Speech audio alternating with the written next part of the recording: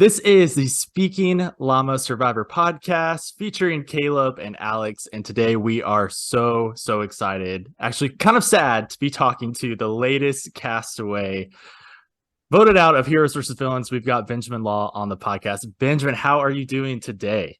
I'm good, Alex. I'm good, Kaleb. Now that I'm in your company, I'm pretty cheery, actually. We'll take that. We'll take that. Well, hey, I would love to hear, kind of as we kick off, what was it like watching your episode last night? What was that experience for you? I don't know whether it was dissociating from the trauma or me getting to become a fan all over again, but it was almost like I just got to watch it as an audience member, like I wasn't there. And what I was really enjoying was just the plotting of it all, because when you think about it, this ass cookie, whatever you want to call it, this fake idol, this thing that's been living in Simon's butt crack, Yep. it has become the 25th member of Australian Survivor. It has traveled from Simon's butt to Sean's hand, to Amazing. Flick's hand, to Jonathan LaPaglia's hand, to my eyeballs, the only person on the side who could have told anyone what it actually meant. And that's my demise. I just think, like, forget Shakespeare, forget opera, forget Greek tragedy. It's all on Australian Survivor. And that's when I was like, I'm a comedy writer in real life. Like, I write screenplays, I work in television, and I'm like, that's comedy. That was pure comedy. And quite a delightful way to get booted off the show. Like, I didn't feel blindsided or anything like that. I felt like I was coming into that tribal a little bit of a dead man walking. So to have that hilarity play out in front of me, it felt even funnier watching it on screen. Oh, wow. That, watching. So when Simon originally found the idol, Alex and I debated a lot about, he should have been suspicious that there was no note. What clued it off to you that it was a clue, not necessarily an idol? Like, what was going through your mind when you found it originally? I'm going to be a little bit justice for Simon here, because he's a really smart guy. And when I see Simon find that ass cookie, I do think, like, there but for the grace of God go I. Do you know what I mean? Like, when I found mine in the rice pot, I didn't know what to think immediately. I just knew I needed to hide it. Probably should have hidden it like I hid my like I didn't hide my idol later, reading out that whole scroll out loud. But as I was holding it, I kind of almost treated it like maths homework, which was like, maths homework requires you to show you're working out, right? So because I had so few people to bounce off, I guess I was bouncing off the camera crew. And I'm like, okay, I found something, but what is it? I think it's an idol, because it definitely does not look like it belongs in nature, but it doesn't come with any instructions. And I've never seen an idol not come with instructions. Are they trying to trick me? By this stage, I'm so at the bottom of my tribe. I'm like, I wouldn't be surprised if production's just trying to step on my neck while everyone else is as well. So I'm like, let's just be a little bit cautious here and not so trusting. And just keep your eyes peeled. Like, I feel like it's trying to tell me something. So all that scurrying you see around the well, it happens quite quick in the episode. But look, it might have taken me a few days to actually find anything. It's right there by the well the entire time. Then just open your freaking eyes. But by the time I see that coconut, which has the exact same insignia, I was like, they're in conversation with each other. And I guess maybe I've played a lot of Zelda Breath of the Wild in my life. So I'm like, when you just see a little bit of a mushroom shining in the distance. Okay, my eyes finally worked. And I found my idol that way. But it's hard. It's not easy to find an idol, even when you have a right. And absolutely. And like, to your point, Simon, right, you expect something to be in the cookie jar, not necessarily a clue, but something of worth and value, where you kind of find yours just lying around in somewhere you don't expect to find something. Yeah, I can't tell you. I mean, this isn't on camera because it would have been so boring, but I'm searching around camp, I'm searching around the well, I'm searching around the beach. It's deeply tedious, all the while knowing I'm just going to be at the bottom. But I'm like, oh my God, it was by the well the entire, like, you feel like a dope. So I'm glad the edit makes me almost look slightly smart. Yep. Because it did not feel that way at all, Kaleb. I feel like that's a good life lesson for everyone listening. Play more Zelda Breath of the Wild and you'll do well in Survivor, right? Exactly. That's the takeaway. So we'll end right here. That's it. That's enough. Don't cook the mushrooms you find in Samoa, though. You don't know what they actually are. You can do that in a video, yes. I love it. All right. Well, hey, Benjamin, the heroes have been doing really well, the original heroes. We haven't had a chance to talk to too many heroes just yet because of that. So I've been dying to know, let's say the heroes lose those first couple of challenges. Who is most at risk of going home early? Was it you or was it someone else? Oh, do you mean while I was still in the game? Or... Oh, yeah. Yeah. Like first couple of tribal councils, like first few days. Oh, look, we knew Rogue had to go immediately. Like strategically, it would have been better if I kept Rogue around, obviously, right? Use her as a bit of a shield that was grating on people's nerves. But sorry, Rogue, like I think we all just decided it would be better for our own mental health not to have her there, because it was we all bring our energy onto the island and we can't escape each other or ourselves. And I'm sure she's got a very different vibe outside of the game, but in the game it was like, actually we need a little bit more harmony and sanity. But then beyond that, once she was out, I clocked very, very quickly that the people I thought I was working with, Sean approached me, Haley and Nina for an early on 4-way alliance. It's like, oh, that feels good because that's unexpected. We've got different assets, different skills here that we can bring. People won't see it coming. That feels nice. But by the time I identify the meat tray, yes, partly because of comedy, but partly because I'm like, hey, this is the moment I clock. There are no chances for me getting in with these dudes. And so from that point onwards, I was having a lot of conversations that you don't see because the villains need a lot of airtime. You don't see that I'm having conversations with Shani, Jerry, Nina, and Haley and trying to desperately scramble together a minority alliance of 5 to see what we can do to start chipping away there. And my first target's Paige. One of the things that's really hard to convey on screen is how much social currency Paige has out there on the island. I know there's another in real life conversation about Paige that's happening, but by that stage, Flick and Paige are talking about getting matching tattoos. I'm pretty sure Paige is invited to Flick's wedding by that stage. The meat tray have adopted Paige as their long-lost sister, and Paige worships the meat tray for obvious aesthetic reasons. And that was just a team of 6 that you could not do any damage with. Haley and Nina, they're smart, and they were like, we'll do this, but they're not going to do anything unless you have numbers, right?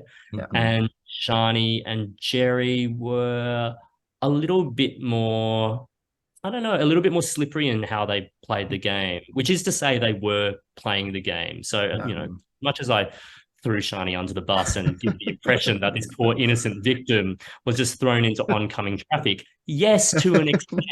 But also, I don't think it's fair to Shani's game to think that she wasn't playing, because she was playing and she was playing well. Yeah, absolutely. Well, Ben, I think that's one of the big questions I had is, you have to play your idol in that tribal council no matter what.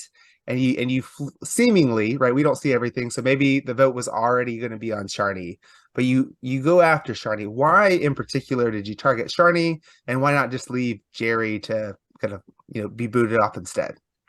So there are things that I still don't know by this stage. I actually don't know where the vote's going. The story I've been told is all votes are on Jerry. And I'm like, I don't think they are. And the person who gives me that impression the most is Shani. I take her aside to the beach and I'm like, dude, you and Jerry are so close, but everyone, this is like a meat tray order decree, is like everyone has to vote for Jerry. Like, I don't feel great about that. At this stage, Jerry and I are having actually a lot of one-on-one conversations commiserating about what it's like to be on the bottom. And I'm like, Shani, does this feel right to you? Like, how do you feel? Like, I will vote for Jerry, but like, how do you feel about it? And she's like, well, Ben, I'll never write his name down, and it doesn't matter who I write down. And I'm like, what do you mean? What do you mean? She's like, I'm not going to write his name down. I'm like, can I ask whose name you are going to write down? It's like, no, because it doesn't matter, Ben. It does, and I'm like, like emergency. And one of the things that you don't see on screen is Nina, as much as she's coming for me, we also have an understanding, and she comes to me with intel when I need it, and she's just like, they're coming for you tonight. I don't know what you have, but just do something if you want to save your ass. Yeah. And that's when I'm like, woo. So I've got all of this information. I know to play my idol. I'm suddenly thinking I can't rely on Shani, or at least I can't play with her. And then this is the devious part, when Paige says, I reckon Shani dropped the box. I'm like, cool. That's an opportunity. I can't play this honorably. Paige has so much social currency. So when Paige says, Shani's thrown the challenge, she dropped the box. I'm like, I don't know if that's real or not. It's probably not. But you all love Paige. I love Paige. I believe Paige. Support the woman you love. Let me chair her tax-deductible charity. She's someone you respect. Get behind her. You don't care about me at all, but care about Paige. And so that, for me, presented an opportunity to use Shani as the path of least resistance. So I could have still made everyone vote Jerry, but this is where I'm pretty basic. At this point, I think there might still be an opportunity to work with Jerry, because we seem to be working in good faith. He's written my name down once. I've not written his name down at all. But of course, I don't know that he's already defected to the villains by that stage. Well, I will say you completely fooled me. It wasn't until the moment you went over to talk to Nina and Paige and threw Shani under the bus. That was the moment I went, oh no, she's out. I was fooled until then. So I love someone who's on the Heroes tribe who's willing to play devious. That's my favorite kind of character. Yeah. So I love it. And I think we contain multitudes. Like, I'm a writer, sure, heroes, villains, all of that, but everyone contains light and shade. And I think the other thing is, when you're backed into a corner, sometimes you just got to do what you need to do. Mm-hmm. Absolutely. So my quick follow-up question to that, and then we can move on to kind of the swap, right? Who dropped the box? Well, from your perspective. I'm not a sports commentator, and I saw it there in real time, but what I've loved about this conversation, Alex and Caleb, is that there have been people on Twitter who have done like slow motion. It's so funny. Even if Shani did drop the box, I very much doubt she did it on purpose. I said that she did, because none of us want to throw a challenge. And when we were thinking of throwing challenges, usually that was a group consensus, and there was no strategic reason for Shani to throw it.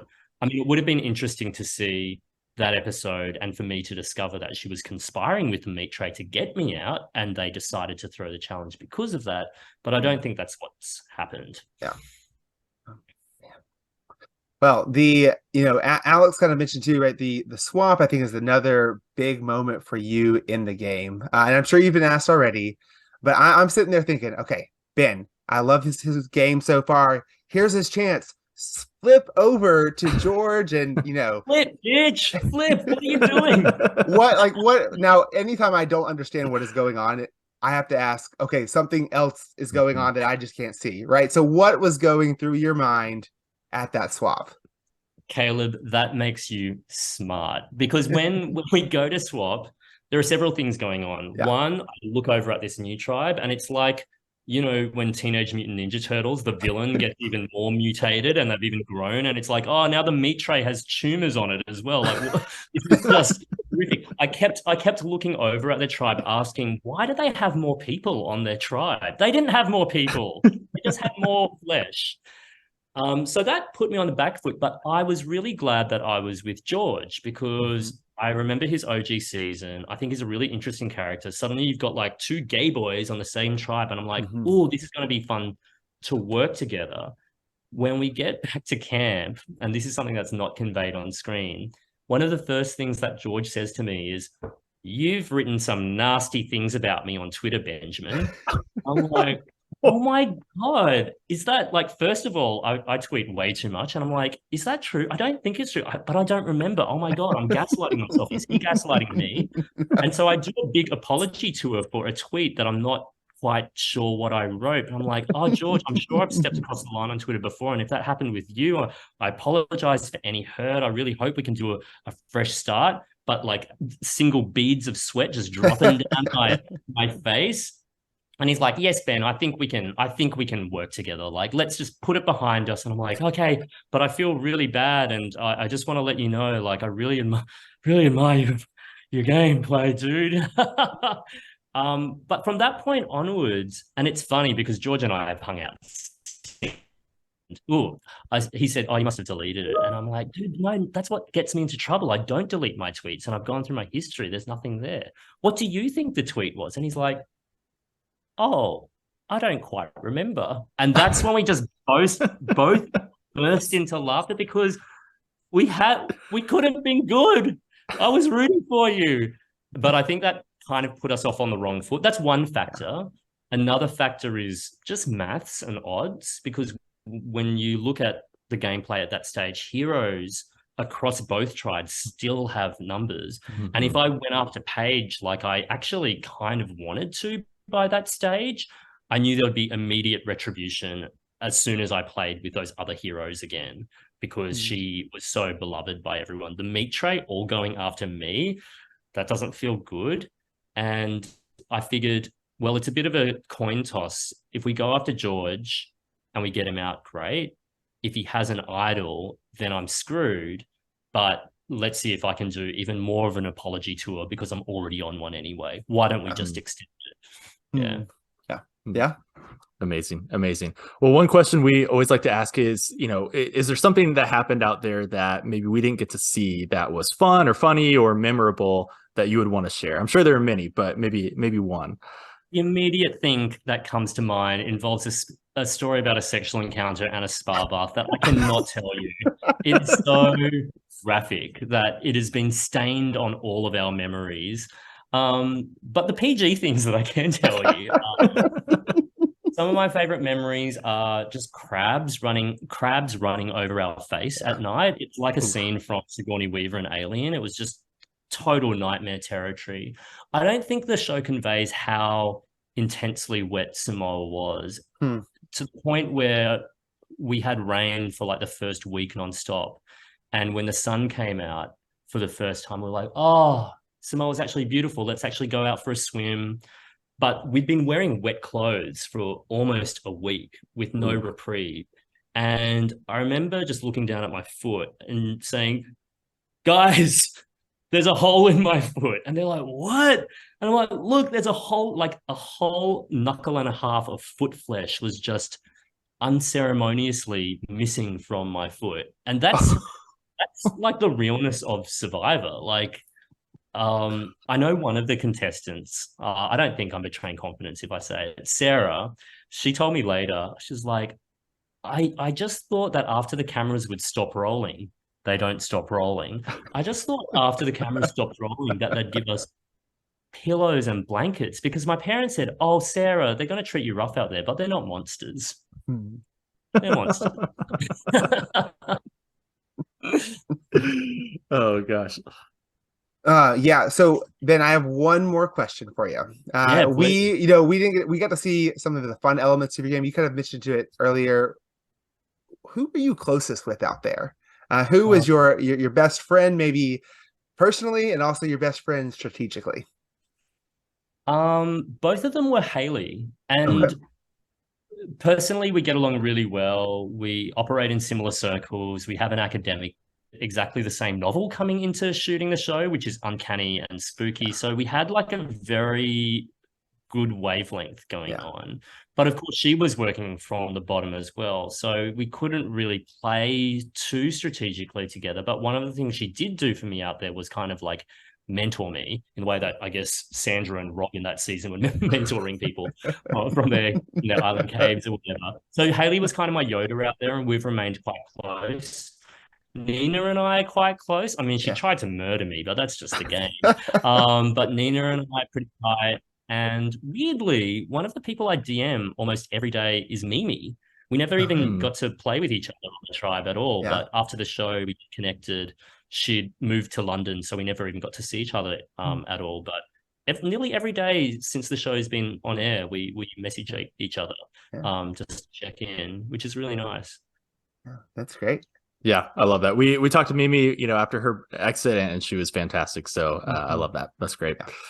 Well, Benjamin, thank you so much for your time.